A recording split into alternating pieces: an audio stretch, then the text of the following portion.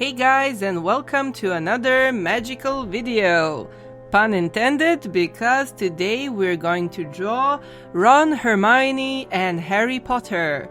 I have always been a huge fan of the series of books and of course the movies, but personally I always dreamed of seeing Harry Potter as an anime show, because then it would be presented in a lot of anime episodes with a lot of tiny details regarding Harry's everyday life, classes, Hogwarts looks and decorations, and just all those tiny little moments we loved reading about in the books, which were sadly deleted or just ignored in the movies, because the movies had to be recorded really fast because the main characters were kids and were growing up really quickly.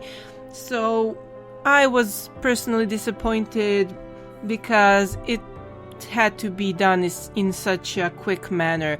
I always liked the little details and the ghosts and side characters that were forgotten in the movies but were present in the books. Also a lot of mythical creatures that were presented in one way in the books and then presented totally differently in the movies. For example, my favorite characters and side characters and mythological creatures were actually centaurs and thestrals. Thestrals were supposed to look a little different than in the movies, but oh well. And also the main character's eyes were differently shown in the movies because the actor who plays Harry Potter has blue eyes, while Harry Potter's character has green eyes after his mother. So I used the colors for the eyes on this picture based on the characters in the books.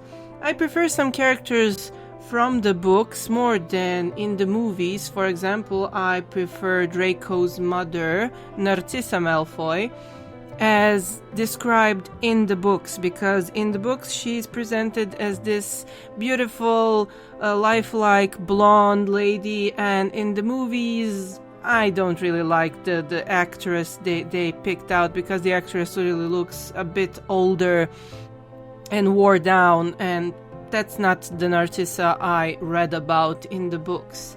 As for the colors for the characters this time, I really loved the fact that I was doing redheads, ginger hair, because I then used a lot of different shades of brick color mixed in with some mild brown colors and shaded with regular dark brown.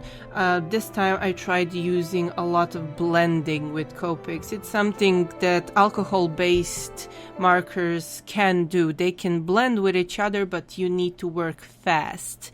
Usually for skin, as you can see, I don't shade skin completely. I don't cover the entire face with color. I just use the markers, and this time I use Copic markers, and it's really all the same when you use alcohol-based markers. The brand isn't that important as much as the tip. If you find any markers with a brush tip, you're going to do really good results. If you like working with brush tips, or if you like chisel tips, you can just work with those, and you can blend with either kind of tips. You just need to work fast before the alcohol evaporates from the markers. As I was saying, for the shading of the skin on these characters, I just colored the areas of the face that were shaded, not cover the entire face with color. And I really wanted to work on their cloaks for the Gryffindor house by using the colors that were appropriate, and I also tried my best to make this little knitted texture on their vests. So I really hope that you like the final result. and thanks for following up on this drawing of Ron, Hermione, and Harry.